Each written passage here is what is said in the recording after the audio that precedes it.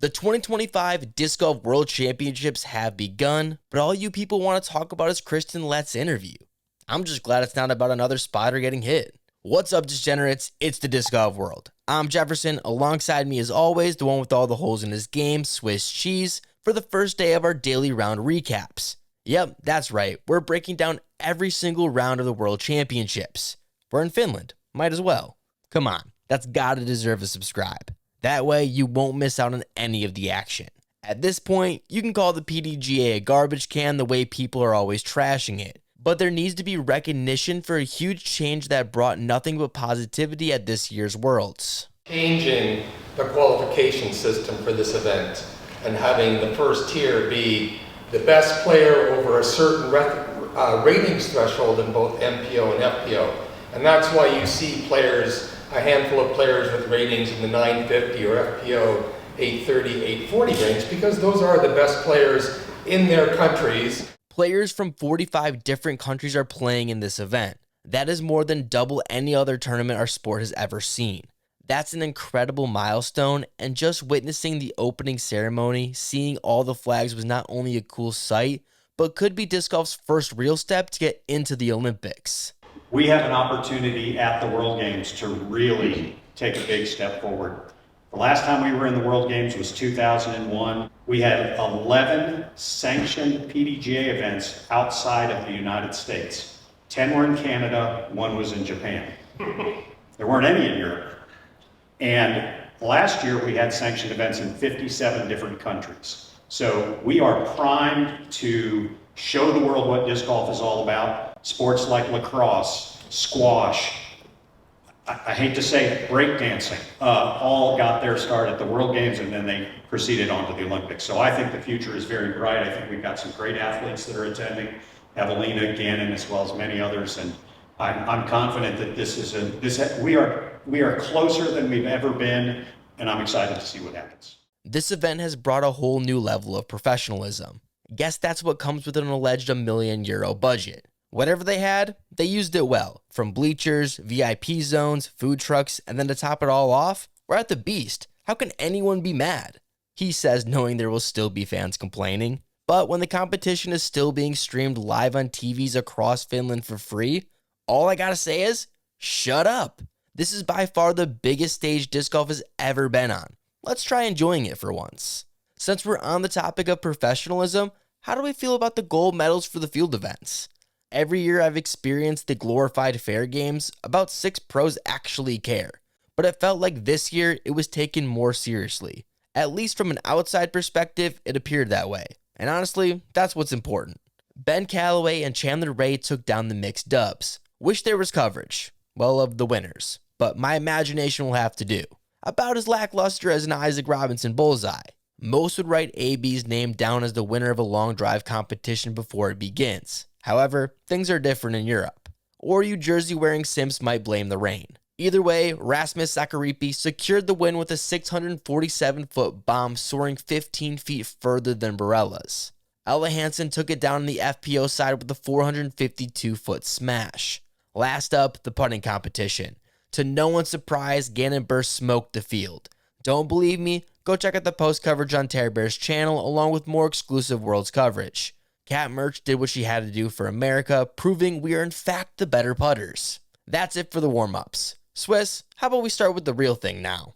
Round 1 in the FPO action left us more shocked than a Jomez trumpet solo jam session. There was heartbreak late. That leaves us not really knowing what to expect for the remainder of the 4 days.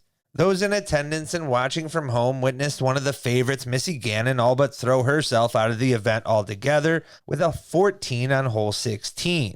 Fans still reeling from witnessing that wreckage were then only followed up with a woeful Kristin Latt post-round interview that had her not only fighting back tears but also putting into questions her chance of not only winning but her availability for the remainder of the event also.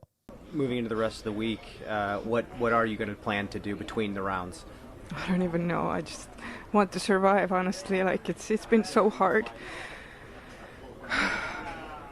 Yeah, I don't know. I don't know if I can like finish the tournament or I cannot. I don't know, because I have so severe anxiety that it's very hard to cope. Well, Kristin, thank you so much for just giving us your time after round one. We'll see you tomorrow. An uncharacteristically defeated response after finishing even for the round and best on her card. Still in the top 10 with plenty of holes remaining for a two-time world champion who has been there and done it before. And though it was truly a difficult round for Kristin with a 3-putt birdogey on one to start off, only to be followed by 2-putting the very next 2 holes, as her C1X putting percentage has yet to improve, and the yips continue. Going 7 of 14 on the round as she continued to struggle from the 19 to 25 foot range. Still well in shooting distance, not only heading into the more difficult track at Tampres Monster, but whose current leader is just as documented for her own putting yips that she's currently working through also. Instead, a broken lot, still dealing with that final day blow up over in her home country, anxiety, injury, it being the world championship, and the emotions after a poor round almost seemed to a near breaking point, bringing into question whether Kristin should have been asked for a post-round interview altogether, even mentioned by announcer Juliana Korver after witnessing her response. And no fault should be given to Brian, at least in my opinion. He's simply doing his job at that moment. No question was out of line or lacked professionalism, and credit does need to be given for him quickly wrapping up that interview after Latt was visibly distressed. However, this has dampened the action and become the lead headline. And if Kristin is truly contemplating DNFing, I for one welcome it, even while on the World Championship stage that we are on. Latt has done more than enough for her fans and all of disc golf for that matter, and having that mindset with so many days remaining, even with the skills to still win this event, its likelihood becomes even slimmer. Better to get right. Rest up for an upcoming Worlds game over in Chengdu, China, where more travel demands and media pressure will be just as demanding. Yet it wasn't just Kristin and Missy who were the world champion odds favorites to perform poorly on day one. Both Evelina Salonen and Holland Hanley finished worse than Kristin at 3 over. Evelina's putt, again still being the culprit, while Hanley had a difficult time staying in bounds. Even upstart Cadence Burge finished over par at 1 over. In fact, of the favorites heading in, only Silva Sarnen finds herself on lead card currently, tied for second and 2 strokes behind Henna Blumroos. Henna has put in some work on the putting green, and it's evident as she has a higher C1X putting percentage than her current season average, which I would love to say was the contributing factor to her lead, but it was her work off the tee that was the difference, leading in every statistical category on the day. And if she can maintain a 65% C1X putting percentage and her current strokes tee to green, she just might be too much for Silva even going into the woods. Or should we forget Kat Murch, who is also the current putting champion, who more than makes up the cut on the putting green on day one to a 4 under. Kat scored the most birdies while also scoring the most bogeys for those on the lead card. And if she can clean up some of those errors, could stay atop the leaderboard. Though she still will need to keep the scores close while over at Tampere to take full advantage over at Nokia and push for her first major victory. Great Britain's Rachel Turton is still in the mix, also tied in second and 2 strokes back to round out the lead card. Still has some limited US exposure as her tour experience over in the States has been limited, but has been one of the top competitors over on the European circuit and has enough talent to be even more recognized by fans. Finn's hopes do not just rest on Henna's shoulders alone. His young standout, Lita Letamaki, is also tied at 4 under. She had the cleanest scorecard on the day and was only 100% from inside the circle, whose arm talent has already been shown to be good enough to possibly overcome some of the additional pressure a major can bring. And though it might be well ahead of schedule with scores scattered as far as they are currently, she could still push the action also. But that's it for the FPO action in day one, so let's kick it over to Jefferson where he can clean up the MPO action over there. Round 1 started off hot. Sullivan Tipton found himself on top of the leaderboard with a clean 12 under. Was 15 for 16 inside the circle, his only missed putt coming from a short birdie look on hole 11, but bounced back strong, finishing the day with a 1081 rated round and a stroke lead over 3 players. Adam Hammes came out the gate with 4 straight birdies. Wasn't looking to slow down, adding another 3 on the front 9. Kicked off the back with a turkey, but wasn't able to keep up the electric pace. After a well-placed drive on 16, Hammes' approach barely leaked off the island OB, resulting in his first and only bogey for the round. Followed it up with a 42 putt for birdie on hole 17, and not even an hour-long rainless weather delay could stop him from ending on another birdie. Rounding out tomorrow's lead card, also at 11 under, 2 local Finns, which means I'm totally about to butcher their names, so I apologize in advance. Etutuminen and Peri Houston, I think. Probably not, but they each played bogey-free. We'll have to see what the cameras do to them next round, or if the monster eats them alive like it will so many other players. The scores are still extremely tight, and plenty of recognizable names are in contention looking to put theirs in the history book.